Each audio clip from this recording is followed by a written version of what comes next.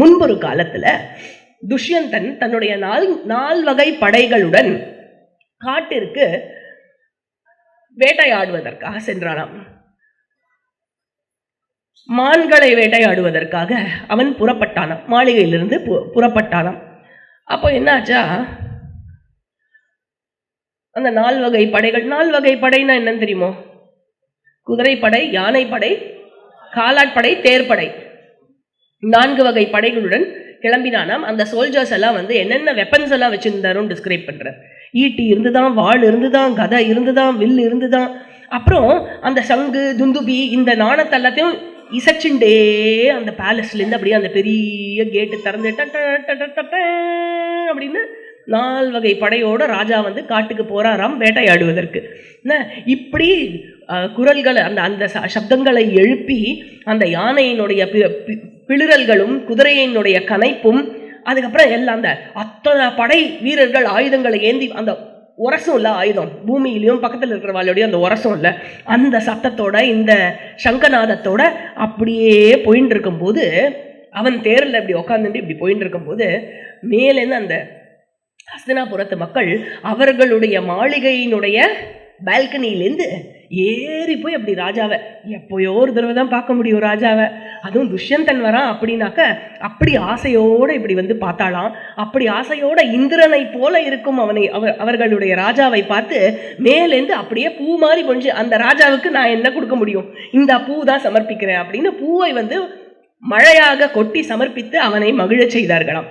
அப்படி மான்களை கொல்வதற்காக ஆவல் கொண்ட இந்த ராஜா காட்டை நெருங்கி சென்றான்.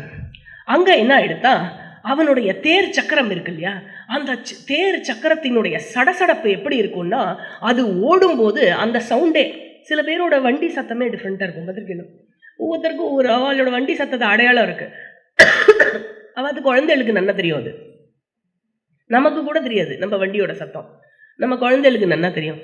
அந்த மாதிரி துஷ்யந்தனுடைய தேருக்கு அந்த சடசடப்பு ஒரு சத்தம் இருந்துதான். அந்த சத்தம் இந்த பூலோகத்தை மட்டுமல்ல தேவலோகத்தையும் கூட நிரப்பியதாம்.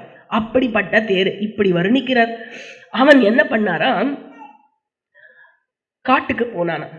அந்த காடு எப்படி இருந்துதான், மரங்கள் நிறைந்த காடா இருந்துதான். அப்புறம் மண்ணு சமம் இல்லாமல் இருந்துதான். ஏன்னா அந்த மலையிலிருந்து கற்கள்லாம் உருண்டு ஒரு மாதிரி மேலையும் கீழியுமா இருந்துதான். அங்க நீர் இல்லாமல் மனிதர்கள் இல்லாமல் அந்த காடு இருந்துதான்.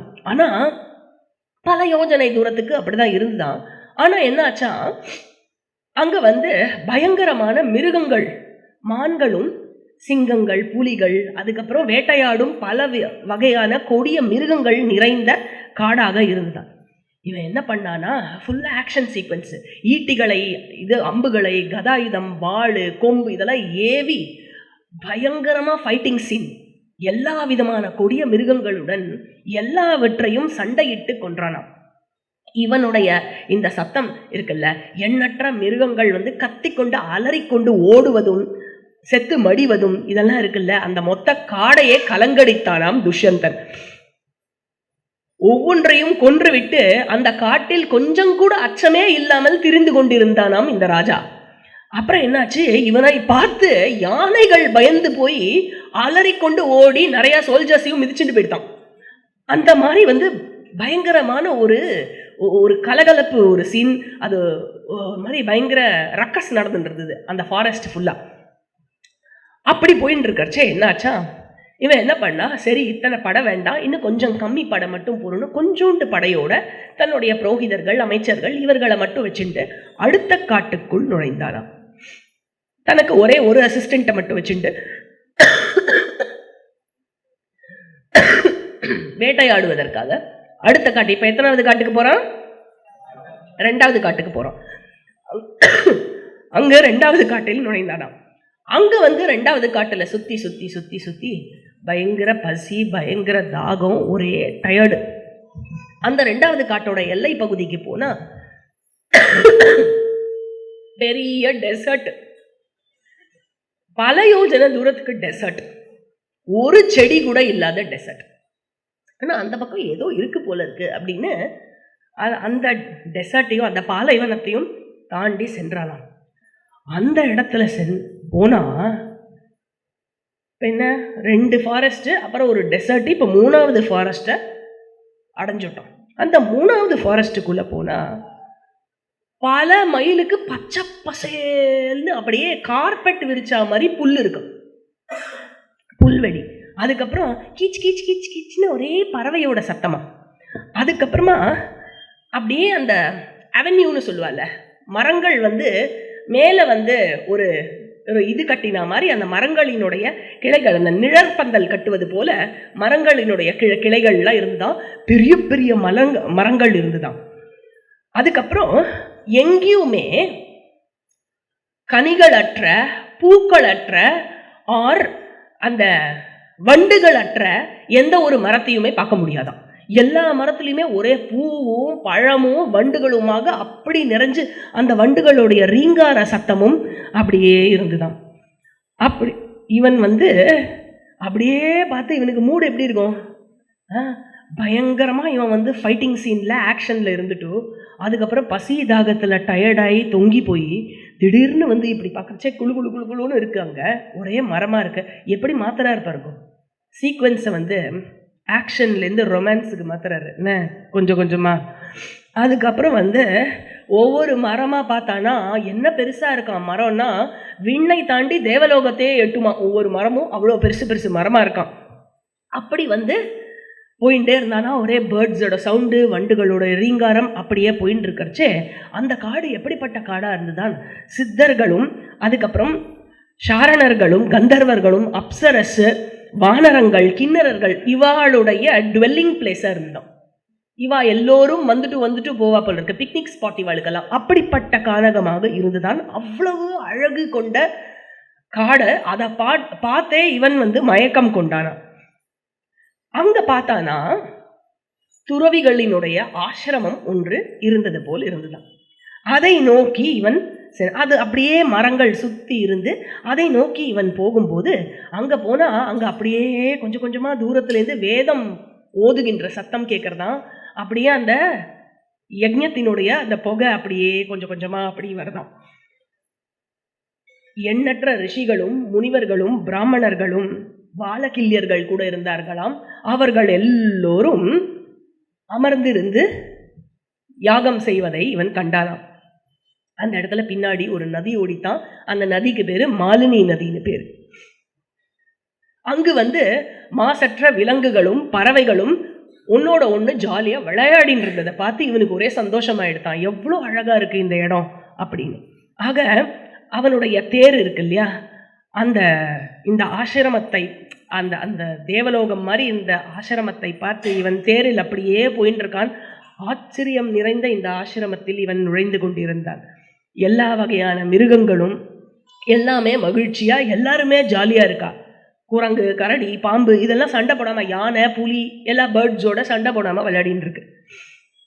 அந்த மாலினி நதி எப்படி இருந்துதான், நரநாராயணருடைய ஆசிரமத்துல நதிக்கு நடுவுலயே பல ஐலண்ட்ஸ் இருக்குமா. அந்த மாதிரி இந்த மாலினி நதிக்கு நடுவுலயே பல ஐலண்ட்ஸ் இருந்துதான். அந்த ஐலண்ட்ஸ்ல பல பல ஆசிரமங்கள் தூரக்கேந்தே தெரியறதான். அவ்வளோ அழகா இருந்துதான் அதை பார்க்கறதுக்கு. அந்த ஆசிரமத்துல இவன் நுழைந்த அந்த ஆசிரமத்தில் இருந்த பிராமணர்கள் எல்லோரும் கல்வியிலும் தியானத்திலும் தவத்திலும் சிறந்த முனிவர்களாக இருந்தாராம்.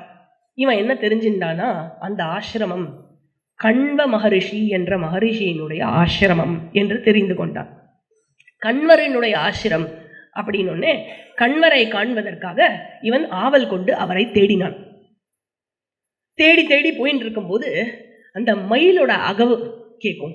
மயிலுடைய அகவுகள் கேட்டு ஏதோ கந்தர்வராஜனின் நந்தவனத்தை போல இருந்ததாம். அங்கு நுழைந்தானாம். அங்கு நுழையும் போது ஏற்கனவே இவனுக்கு பசி தாகம் இருந்தது. ஆனா இதெல்லாம் பார்த்து எல்லாமே மறந்து போயிடுது. பசியா தாகமா எதுவுமே தெரியல. அமைச்சர்கள் புரோகிதர்களுடன் நுழைந்து அந்த வேள்வி நடந்த இடத்தில் போனான். அங்க போய் பார்த்தானா ரிக்வேதம் ஓதப்படுகிறது, யஜுர்வேதம் ஓதப்படுகிறது, சாமவேதம், அதர்வ வேதம் எல்லாமே ஓதப்பட்டு பிரம்மலோகம் மாதிரி இருந்துதான். எவ்வளோ மன நிறைவு இவனுக்கு. அந்த ரித்விக்குகள் எல்லோரும் எத்தனையோ விஷயம் தெரிஞ்சிருந்தாலாம். இங்க வைஷம்பாயனர் சொல்றார், அவர் தர்க்கம் தெரிஞ்சுதான், வேள்வியினுடைய கிரம விதிகள் தெரிஞ்சுதான், மனோ அறிவியல் சைக்காலஜி தெரிஞ்சவர்களாக இருந்தாலும், எல்லா விதமான அறிவியல்களும் தெரிஞ்சவர்களாக இருந்தாலும், வேத அங்கங்களில் தேர்ச்சி பெற்றவர்களாக இருந்தாலும், பக்ஷி சாஸ்திரம் மிருகசாஸ்திரம் எல்லாமே தெரிஞ்சவர்களாக இருந்தார். இதெல்லாம் பார்த்து அவன் அப்படியே ஆச்சரியத்துடன் இவர்களை எல்லோரும் பார்த்து வந்தபோது, இவர்கள் எல்லோரும் எழுந்து வந்து பார்த்தாலே தெரியுது ஹஸ்தினாபுரத்து ராஜா, குருவம்ச ராஜா. உடனே இவனுக்கு வந்து எல்லோரும் மரியாதை செய்தாலும், இவன் எவ்வளவுக்கு எவ்வளவு அந்த ஆசிரமத்தை சுத்தி சுத்தி பார்த்தானோ அவ்வளவுக்கு அவ்வளவு அதை இன்னும் பார்க்கணுங்கிற ஆசை வந்துதான். இவனுக்கு மன நிறைவே ஏற்படலையா அதை பார்த்த உடனே. அப்படி இருந்துதான். உடனே என்ன பண்ணானா, இன்னும் கொஞ்சம் படையை குறைச்சிண்டு பரிவாரத்தை எல்லாத்தையும் வெளியில விட்டுட்டு, ஏற்கனவே குறைச்ச படை, அந்த படை எல்லாத்தையும் வெளியில விட்டுட்டு, யாரும் வர வேண்டாம், நான் மட்டும் போயிட்டு வரேன் அப்படின்னு சொல்லிட்டு ஆசிரமத்துக்குள்ள அந்த சுவாமிஜி குட்டியா இருக்கும்ல, இவனுக்கு கண்வ மகரிஷியை பார்க்கணும். ஸோ கண்வ மகரிஷியோட குட்டியா எந்த பக்கம்னு தெரிஞ்ச உடனே நீங்கள்லாம் வர வேண்டாம், ஏன்னா மகரிஷியை பார்க்கும் பொழுது ராஜா வந்து போய் இப்படி நிற்க மாட்டான், இப்படி போவான். அதனால எல்லா படையையும் விட்டுட்டு இவன் மட்டும் சென்றானா. அப்போ என்ன ஆச்சா, கண்வ மகரிஷியை தேடி தேடியும் பார்க்க முடியலையா. அந்த இடத்துல இதுதான் சுவாமிஜியோட குட்டியான்னு சொன்னதுக்கு அப்புறமும் அங்க போய் பார்த்தா அவர் இல்லாமல் வெற்றிடமாக அது இருப்பதை அவன் கண்டானாம். நிசப்தமா இருந்துதான். அங்க இப்படி பார்த்து, இங்க யாராவது இருக்கேளா அப்படின்னு கேட்டானா. யாரு இருக்கேள் இங்க, மகரிஷி இல்லையா அப்படின்னு கேட்டானா. அவன் எவ்வளோ நிசப்தமா இருந்ததுன்னா, அவன் பேசுற குரலே வந்து எக்கோ ஆக ஆரம்பிச்சுதான். அந்த எக்கோவை கேட்டு ஒரு துறவியின் மகளை போல ஆடை உடுத்திய ஒரு அழகான கன்னிகை கண்வ மகரிஷியோட குட்டியாலிருந்து வெளியில வந்தாளாம்.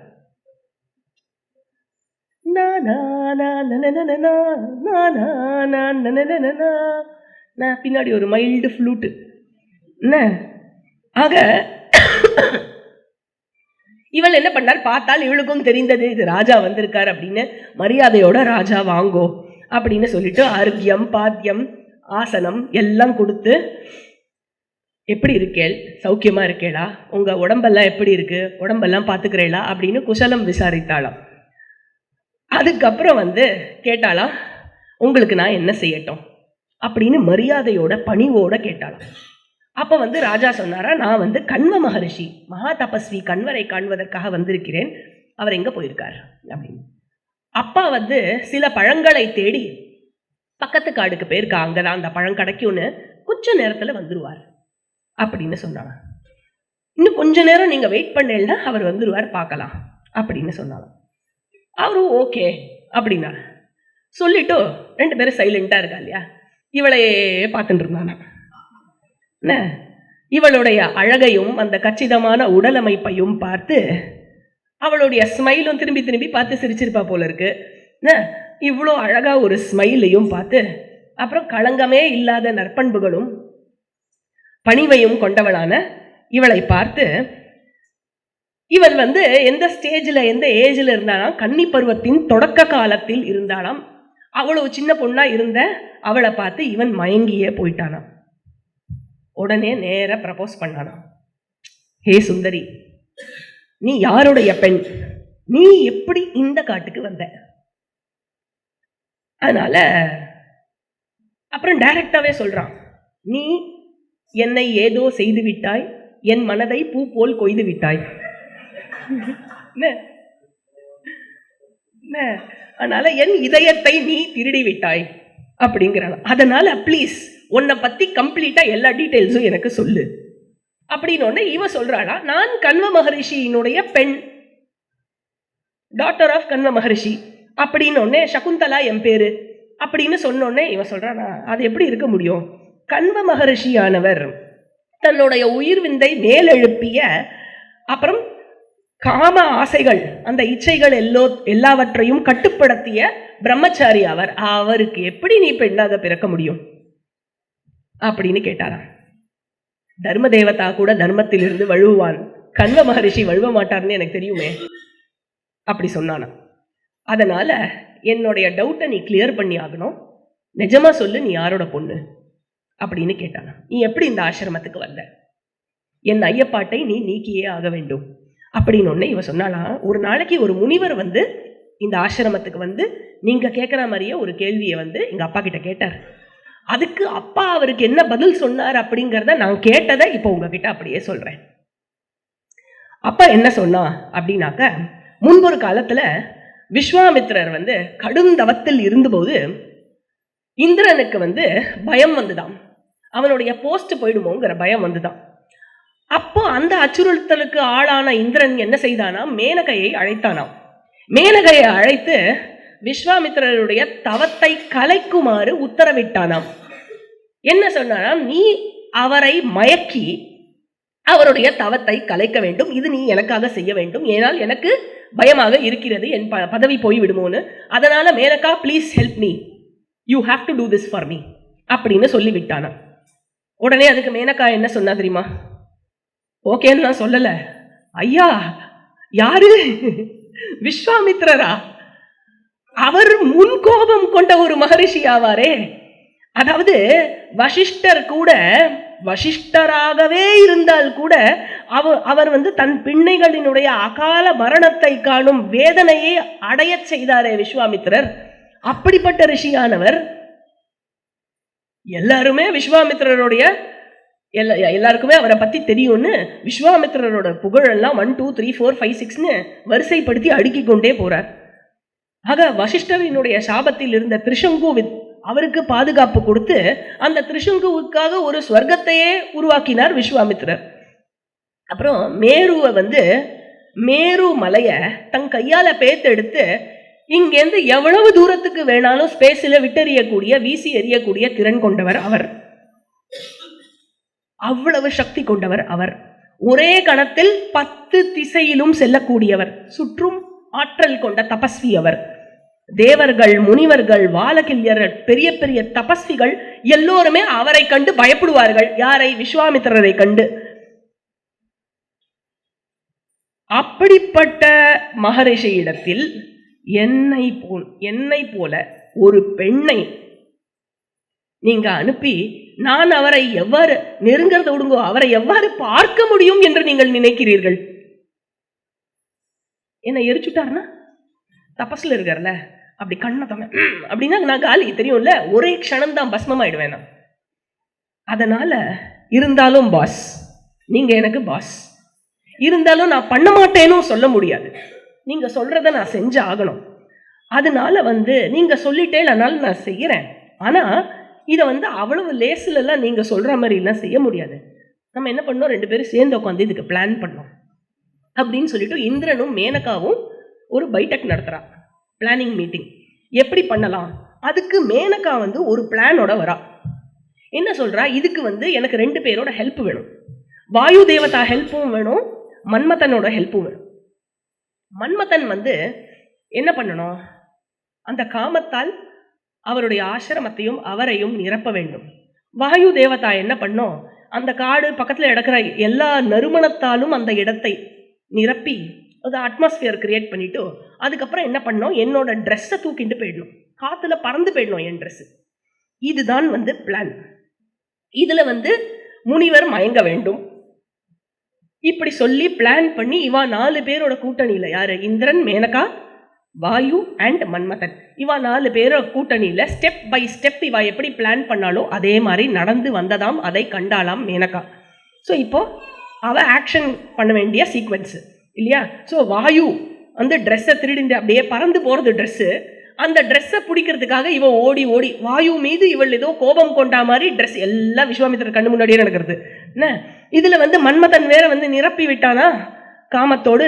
அப்ப என்னாச்சா, களங்கமற்ற அந்த முனிவர் என்ன பண்ணாரா, கண்ணை திறந்து பார்த்த உடனே மேனகா ஓடின்னு இருந்தாளாம். அவளுடைய அழகை கண்டு இவர் மயங்கி போய் நேர போய் ப்ரப்போஸ் பண்ணாராம். அதுக்கப்புறம் என்ன ஆச்சா, அவளும் ஆக்செப்ட் பண்ணிட்டு நீண்ட காலம் 2 பேரும் அந்த காட்டில் வாழ்ந்து வந்தார்கள். ஆனா அந்த காலம் எல்லாம் ஒரே நாள் போல் கடந்து விட்டதாம். என்ன ஆச்சா, 2 பேருக்கும் ஒரு மகள் பிறந்தாளாம். மகள் பிறந்த உடனே மேனகாவோட ஸ்டைல் என்ன, ரிவரோட ஓரத்துல விட்டுட்டு போயிடணும். ஞாபகம் இருக்கோ, விஸ்வாவசுன்னு ஒரு கந்தர்வராஜனுக்கும் மேனகாக்கும் பிறந்த பெண் தான் பிரமத்வரா. அந்த பிரமத்வரா தான் ருரு கல்யாணம் பண்ணிட்டான். ஞாபகம் இருக்கோ, இதே மாதிரி தான் குழந்தைய பெற்று ரிவரோட, ஐ திங்க் இது மேனகாவோட ஸ்டைல். மேனகாவுக்கு பிறந்த குழந்தைன்னா ரிவரோட ஓரத்தில் கிடக்கும் இல்லையா? அதனால என்னாச்சா, அந்த மாதிரி வந்து மாலினி நதி கரையில் போட்டு விட்டு இவள் கிளம்பி விட்டாளாம். அந்த குழந்தை என்னாச்சா, பயங்கரமான காடு, கொடிய மிருகங்கள் இருக்கு, ராட்சசர்கள் வருவார்கள், இவர்கள் எல்லாம் அந்த குழந்தைய ஏதா பண்ணிட்டா, சாப்பிட்டுட்டா. அதனால என்னாச்சா, பெரிய பெரிய கழுகுகள்ல ஈகிள் அதெல்லாம் என்ன பண்ணித்தான், பெரிய பெரிய பட்சிகள்லாம் வந்து அந்த குழந்தைய சூழ்ந்துட்டு ப்ரொடெக்ட் பண்ணித்தான், யாரும் வந்து எதுவும் செய்யாம. அந்த டைம்ல நான் என்னை சுத்தப்படுத்திக் கொள்வதற்காக அந்த மாலினி நதிக்கு நீராட சென்றிருந்தேன். யார் சொல்றா இத கண்வ மகரிஷி வந்து அந்த இன்னொரு முனிவர் கேட்டார் இல்லையா, அவர்கிட்ட சொன்னாராம். நான் குளிக்கிறதுக்கு காத்தால மாலினி நதிக்கு போகும்போது குழந்தை அழற சத்தம் கேட்டது. அங்க போய் பார்த்தா இந்த குழந்தை இருந்தது. அன்னிலிருந்து இவளை ஆசிரமத்துக்கு எடுத்துன்னு வந்து எம் பொண்ணு மாதிரி நான் வளர்க்கிறேன்.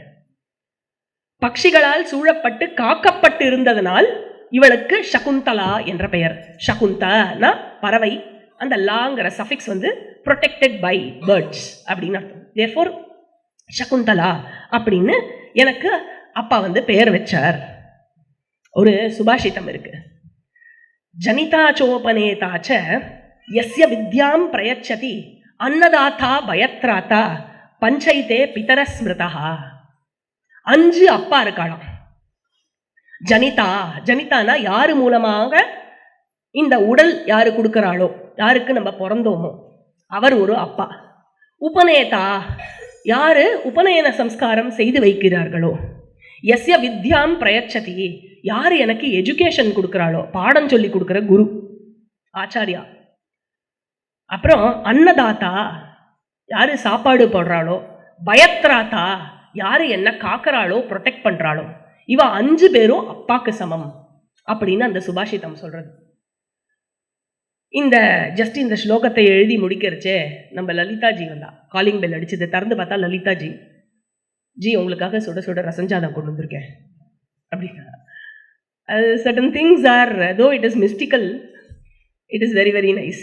அது கரெக்டாக இது எழுதும்போது நடந்தது. ஸோ இங்கே வந்து சகுந்தலா கிட்டத்தட்ட இந்த மாதிரி ஒன்று சொல்றா. என்ன சொல்றா, உடலை படைப்பவன், உயிரை காப்பவன், உணவு கொடுப்பவன், இவா 3 பேரும் அப்பாவுக்கு சமம், சாஸ்திரப்படி தந்தை ஆவார். அவ்வகையில் விஸ்வாமித்திரருக்கு நான் பிறந்திருந்தாலும் கண்வ மகரிஷிக்கு நான் பெண்ணாகிறேன். இதுதான் நான் கேட்ட கதை, என்னை பற்றி நான் கேட்ட முழு கதை இதுதான். எனக்கு இதுக்கு மேல எதுவும் தெரியாது அப்படின்னு உடனே துஷ்யந்தனுக்கு எப்படி இருந்துதா, சபாஷ் நன்றாக சொன்னாய் அப்படின்னு இருந்துதான். ஏன் விஸ்வாமித்திரன் வந்து க்ஷத்ரியன், அப்பவே காது ஆடிச்சுல்ல நம்ம சாதி. அதனால நீ என் மனைவியாக இப்பொழுது நான் என்ன செய்ய வேண்டும் அப்படின்னு நான் உனக்கு பட்டு ஆடைகள் கொடுக்குறேன், கோல்டு கொடுக்குறேன், ரத்தனம் கொடுக்குறேன், அது கொடுக்குறேன், இது கொடுக்குறேன், என் மொத்த அரசாங்கத்தையும் உங்ககிட்ட கொடுக்குறேன். Entire kingdom I will hand over. கந்தர்வ முறைப்படி நாம் இப்பொழுது மணந்து கொள்ளலாம் அப்படின்னு சகுந்தலாக்கு தூக்கி வரி போட்டான். சொன்னாலா, எங்க அப்பா இங்க இல்லையே, அப்பா இல்லாம இந்த மாதிரிலாம் பண்றது அது முறையே இல்லையே, அப்பா வரட்டும் அப்படின்னானா. உடனே வந்து துஷ்யந்தன் சொல்றானா, வெயிட் பண்ணுமா, 8 வகையான மேரேஜ் இருக்கு. சாஸ்திரம் சொல்றது there are 8 types of marriages. மனு தர்ம சாஸ்திரத்தின் படி பிராமம், தைவதம், ஆர்ஷம், பிராஜாபத்தியம், ஆசுரம், கந்தர்வம், ராட்சசம், பைசாசம், இந்த 8 வகை இருக்கு. அதுல பிராமம் அப்படின்னாக்க நற்பண்புகளுடன் கூடிய பெண்ணை அலங்கரித்து முறையாக அக்னியின் முன் மனம் முடித்து வைப்பது இருக்கு இல்லையா, அந்த விவாகத்துக்கு பேரு பிராமம்னு பேரு. தைவதம் அப்படின்னு சொன்னாக்க எந்த ரித்விக் வந்து யாகம் செய்து வைக்கிறாரோ அந்த யாகத்தினுடைய முடிவில் அந்த ரித்விக்கு பெண்ணை வந்து தானமாக கொடுப்பது, அது தெய்வத்தம். ஆர்ஷம் அப்படின்னு சொன்னாக்க as a token of respect மாப்பிள்ளை கிட்டேருந்து 2 பசுவை மட்டும் வாங்கிட்டு பொண்ணை கொடுக்கறது. வியாபாரம் இல்லை, it's a token of respect. 2 பசுவை மட்டும் வாங்கிட்டு கல்யாணம் பண்ணி கொடுக்கறது, கன்னிகாதானம் செய்வது, அது ஆர்ஷம் என்ற பெயர். பிராஜாபத்தியம் அப்படின்னாக்க இந்த பெண்ணும் இந்த ஆணும் இணைந்து இந்த தர்மத்திற்காக இவர்கள் இருவரும் இணைய வேண்டும் அப்படின்னு 2 பேருக்கும் கல்யாணம் பண்ணி வச்சு ஒரு பர்டிகுலர் தர்மத்தை அப்ஹோல்ட் பண்றதுக்காக அவ ஒன்று சேர்றது இருக்கு இல்லையா, அதுக்கு பேரு பிராஜாபத்தியம்னு பேரு. அதாவது it's a duty focused marriage அப்படின்னு சொல்லலாம். அதுக்கப்புறம் ஆசுரம். ஆசுரம் அப்படின்னாக்க பொண்ணோட ஃபேமிலிக்கு நிறைய காசு கொடுத்துட்டு பொண்ணை கல்யாணம் பண்ணிக்கிறது. This is considered to be very very inferior type of marriage. அதுக்கப்புறம் கந்தர்வம். கந்தர்வம் அப்படிங்கிறது 2 பேருக்கும் மனசு ஒத்து போயிடுது அப்படின்னாக்க மந்திரம் ஓதாமல் செய்யப்படும் திருமணம், லவ் மேரேஜ், ரெஜிஸ்டர் மேரேஜ்னு வச்சுக்கலாம். அந்த மாதிரி ஓடி போய் கல்யாணம் பண்ணிக்கிறது, இதெல்லாம் மந்திரம் ஓதாமல் செய்வது. ராட்சசம். ராட்சசம் அப்படின்னாக்க பெண்ணின் குடும்பத்தாரிடம் போர் செய்து பெண்ணை வென்று திருமணம் செய்வது. அதாவது பீஷ்மர் காசியில போய் அந்த சுயம்பரத்துல அம்பா அம்பிகா அம்பாலிகாவை தூக்கிண்டு இவாளை நான் கூட்டிட்டு போறேன், நீங்க யாராவது எதிர்க்கிறேன்னாக்க என்னோட போர் பண்ணி என்னை தோக்கடிச்சுட்டு இவாளை கல்யாணம் பண்ணிக்கோங்க அப்படின்னு சொல்லி, அது ராட்சசம். அதுக்கப்புறம் பைசாசம். இது வர்ஸ்ட் டைப் ஆஃப் இணக்கம் இந்த பைசாசம் அப்படிங்கிறது. அதாவது போதை கொடுத்து அந்த பொண்ணை இன்டாக்சிகேட் பண்ணி அந்த பொண்ணை தூங்க வைத்து அவள் அறியாமல் இருக்கும் பொழுது அவளை அதர்மமாக அடைவது, எல்லா தர்மங்களையும் மீறி அடைவது. இது வர்ஸ்ட். எது? பைசாசம் வர்ஸ்ட். ஆசுரம் ஆசுரம் இன்ஃபீரியர் தான், பைசாசம் வர்ஸ்ட். இதை துஷ்யந்தன் சொல்றான், பிராமண வர்ணத்தினருக்கு ஃபர்ஸ்ட் 4 வகை அவ 4 வகையில பண்ணிக்கலாம். என்னது? பிராமம், தெய்வத்தம், ஆர்ஷம், பிராஜாபத்தியம். இந்த 4 வகை மேரேஜ் அவ பண்ணிக்கலாம். க்ஷத்ரியனா இருந்தா 1 2 3 4 and 6 and 7. ஆமா, கந்தர்வம் அண்ட் ராட்சசம் அதுவும் அவ பண்ணிக்கலாம். 5 and 8 இருக்கு இல்லையா, அதாவது ஆசுரமும் பைசாசமும் எந்த ஒருவனுமே செய்யக்கூடாது அப்படிங்கிறான். இது சாஸ்திரப்படி சொல்லப்படுறது அப்படின்னு உடனே சகுந்தலா டோட்டலா கன்வின்ஸ் ஆயிட்டா. ஓகே, அப்போ கந்தர்வ விவாகத்துக்கு சாஸ்திர சம்மதம் இருக்கு அப்படின்னாக்க எனக்கு ஓகே. ஆனால் எனக்கு ஒரு கண்டிஷன் இருக்கு. என்ன கண்டிஷன் அப்படின்னாக்கா, ஹே பௌரவராஜா, எனக்கு மூலமாக, என் மூலமாக உங்களுக்கு பிறக்கும் இந்த பையன் மகன், அவன்தான் உங்களுடைய வாரிசாக அடுத்த ராஜாவாக வேண்டும் அப்படின்னு ஒண்ணு யோசிக்கவே யோசிக்காம ஆஃப்கோர்ஸ் ஷுவர் அப்படின்னு சொன்ன உடனே ஆஃப்கோர்ஸ் நான் ஆமான்னு அர்த்தம். அதுதான் உடனே கண்டிப்பாக இதுல என்ன அப்படின்னு யோசிக்கவே இல்லையா, டக்குன்னு சொல்லிட்டாலாம். உடனே கல்யாணம் பண்ணிட்டாலாம். உடனே அவளுடன் கூடிவிட்டு என்ன சொன்னாலாம், உன்னுடைய பாதுகாப்பிற்காக 4 வகை படைகளையும் நான் அனுப்பி வைத்து உன்னை என் தலைநகரத்திற்கு நான் அழைத்து செல்வேன், அதுவரை காத்திருப்பாயாக அப்படின்னு சொல்லிட்டு திருப்பி சிப்பி சத்தியம் சத்தியம் சத்தியம் சத்தியம், நான் உன்னை கூட்டின்னு போவேன், என் மேல சத்தியம், உன் மேல சத்தியம், தர்மத்து மேல சத்தியம், எல்லாத்து மேலேயும் சத்தியம் பண்ணி திரும்பி திரும்பி சொல்லிட்டு கிளம்பினானாம். கிளம்பியவன் போகிற வழியெல்லாம் ஒரு உறுத்தல் இருந்துதான். கண்ண மகரிஷிக்கு தெரியாத இது நடந்தது. தெரிஞ்சா இவ்வளோ பெரிய ராஜானா என்னை பத்தி அவர் என்ன நினைச்சுப்பார் அப்படின்னு நினைச்சுட்டே இருந்தானா. அந்த தாட்டோடையே ஹஸ்தினாபுரத்துக்கு போனானா. இவன் கிளம்பின அடுத்த நிமிஷமே கண்வ மகரிஷி உள்ள வந்தாராம். பை நிறைய பழத்தோட உள்ள வந்தாராம். அப்பாவை ரிசீவ் பண்றதுக்கு வெக்கப்பட்டு இவ வெளியில வராம உட்காண்டிருந்தாளாம். என்ன இவ ஓடி வருவா, என்கிட்ட இருந்து பையெல்லாம் வாங்கிப்பா, ஏன் வரல இவோ அப்படின்னு ஒன்னே. இவரோ பெரிய மகரிஷி, அதனால இவர் அவருடைய ஞான திருஷ்டியில நடந்ததெல்லாம் தெரிஞ்சு விட்டாராம் அவரே. அப்புறம் இவளோட மனோநிலை என்னவா இருக்குங்கிறதையும் தெரிஞ்சு விட்டாராம். அதுக்கப்புறம் இவ மனசுல ஏதோ ஒரு கில்ட் இருக்குல்ல அப்பாவை ஃபேஸ் பண்றதுல, அதனால இவர் போய் பொண்ணுகிட்ட சொன்னாராம், கவலைப்படாத சகுந்தலா, நீ செஞ்சது எல்லாமே முறையானது தான், நீ க்ஷத்திரிய பெண், அதனால காந்தர்வ விவாகம் அப்படிங்கிறது முறையானது தான், நீ எதுக்குமே பயப்பட வேண்டாம். அது மட்டும் இல்ல, நான் உன்னை சொல்றேன் என்னன்னா கேட்டுக்கோ, உனக்கு பிறக்க போகும் பையன்தான் இந்த குலத்தில் மிக மிக சிறப்பு வாய்ந்த மகனாக இருப்பான். பெரிய அரசனாக வருவான். எப்படிப்பட்ட அரசனாக வருவான் அப்படின்னாக்க எல்லாரையுமே நடுங்கச் செய்யும், எதிரிகளை எல்லாம் நடுங்கச் செய்யும் அரசனாக அவன் இருப்பான். இதுல சகுந்தலாக்கு அப்பாவே சொல்லிட்டால, நான் பெரிய பாரம் குறைஞ்சது மனசுல இருந்து.